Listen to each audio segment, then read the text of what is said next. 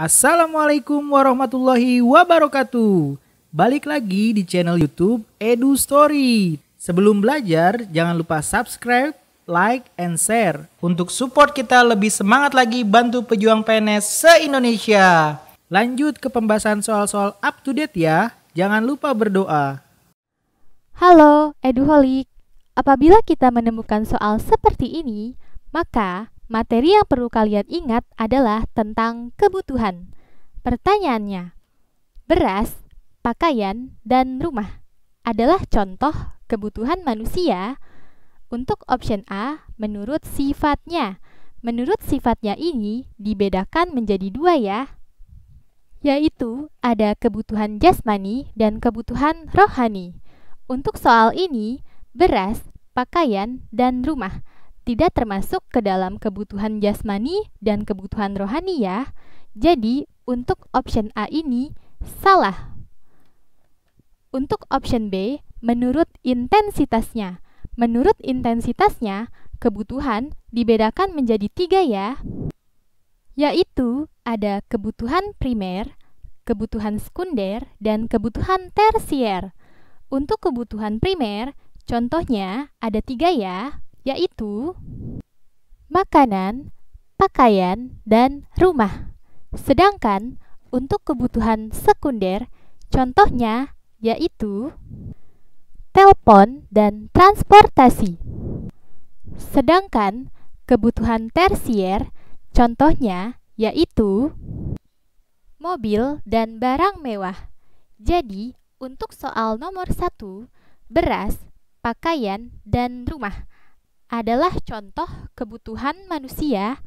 Jawaban yang paling tepat adalah yang B, menurut intensitasnya, karena makanan, pakaian, dan rumah merupakan kebutuhan primer berdasarkan intensitasnya. Sedangkan untuk option lain, untuk yang C berdasarkan subjeknya, yaitu lebih cenderung kepada kebutuhan individu atau kebutuhan bersama ataupun secara umum. Jadi, untuk option C salah. Untuk option D, dari cara memperolehnya, ini contohnya yaitu udara dan air. Untuk option C, dari proses pembuatannya, contohnya yaitu barang mentah, setengah jadi, dan barang jadi. Tentu, untuk option D dan E ini juga salah ya. Oke, sampai jumpa di pertanyaan selanjutnya. Halo Eduholik, apabila kita menemukan soal seperti ini, maka materi yang perlu kalian ingat adalah tentang kelangkaan. Pertanyaannya, kelangkaan merupakan masalah ekonomi yang terjadi karena adanya kebutuhan yang sangat beraneka ragam dan tak terbatas jumlahnya. Salah satu faktor yang menyebabkan kondisi ini adalah option A, terbukanya kesempatan kerja. Tentu saja hal ini bukan faktor yang menyebabkan kelangkaan ya, karena option A ini masuk ke dalam kategori tenaga kerja. Jadi, option A salah. Option B, peningkatan investasi tingkat global. Tentu saja hal ini bukan faktor yang menyebabkan kelangkaan ya. Jadi, option B salah. Option C, peningkatan lapangan pekerjaan. Tentu saja hal ini juga bukan faktor yang menyebabkan kelangkaan ya. Jadi, option C salah.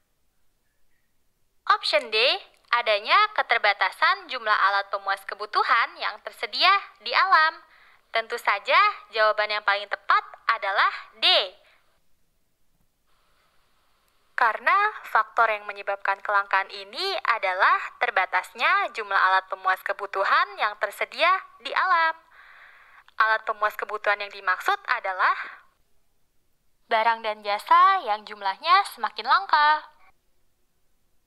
Kelangkaan terjadi karena adanya ketidakseimbangan antara permintaan manusia terhadap barang yang jumlahnya semakin meningkat, namun sumber daya alam yang tersedia jumlahnya sangat terbatas. Jadi, jawaban yang paling tepat adalah yang D ya. Untuk option A, perkembangan potensi tenaga kerja. Tentu saja hal ini bukan faktor yang menyebabkan kelangkaan ya.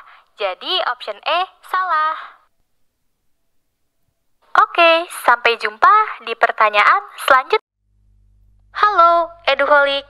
Apabila kita menemukan soal seperti ini, maka materi yang perlu kalian ingat adalah tentang biaya peluang. Pertanyaannya, biaya yang timbul akibat pelaku ekonomi mengambil satu pilihan di antara berbagai pilihan yang dihadapinya disebut biaya. Option A, sang. Sang ini merupakan biaya masa depan ya. Jadi bukan biaya untuk mengambil satu pilihan. Tentu option A ini salah. Option B, production. Production ini termasuk ke dalam biaya produksi ya. Jadi option B juga salah. Option C, consumption.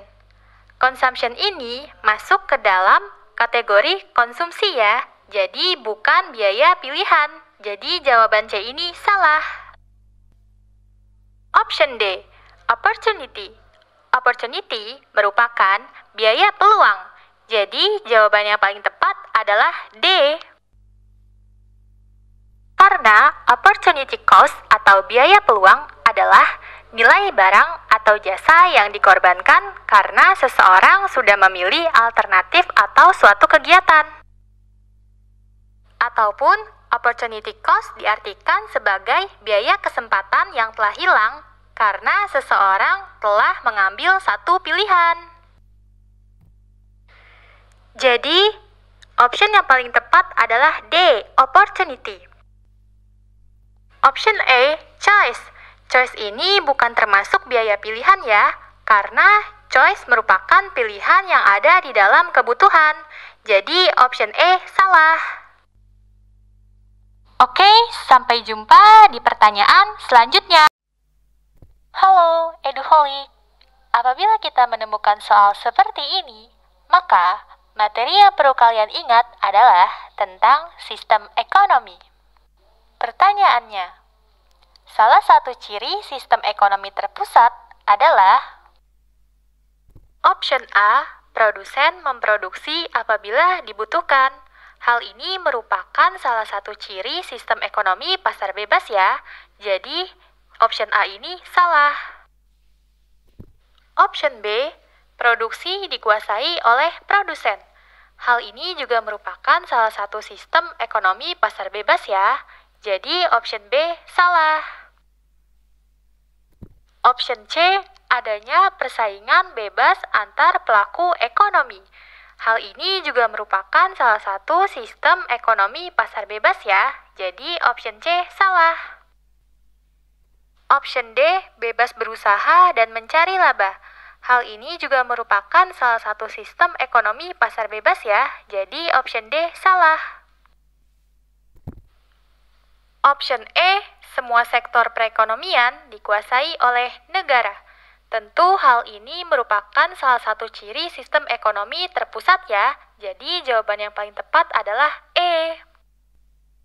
Karena ciri-ciri sistem ekonomi terpusat yaitu semua alat dan sumber daya produksi dimiliki dan dikuasai oleh negara. Dan kebijakan perekonomiannya juga diatur oleh pemerintah. Jadi kata kuncinya adalah negara dan pemerintah.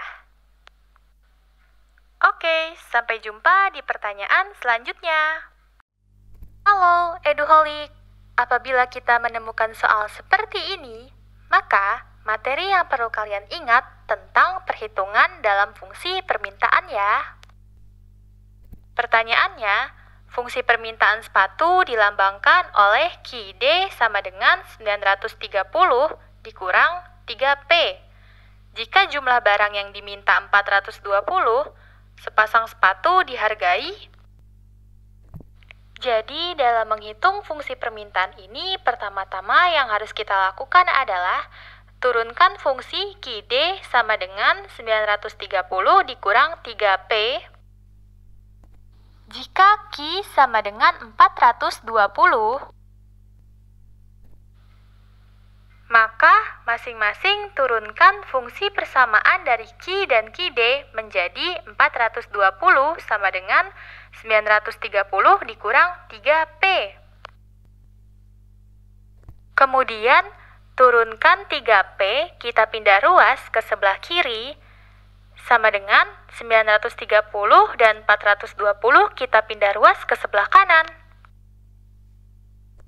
Lalu 3P diturunkan sama dengan menjadi 510 dari hasil 930 dikurang 420. Jadi, hasil dari P adalah 170. Dan jawaban yang paling tepat adalah A. Oke, sampai jumpa di pertanyaan selanjutnya. Terima kasih sudah nonton full video ini. Tuliskan saran, request soal, konten, dan hal lain yang kalian inginkan di kolom komentar. Salam Eduholik, salam pejuang PNS.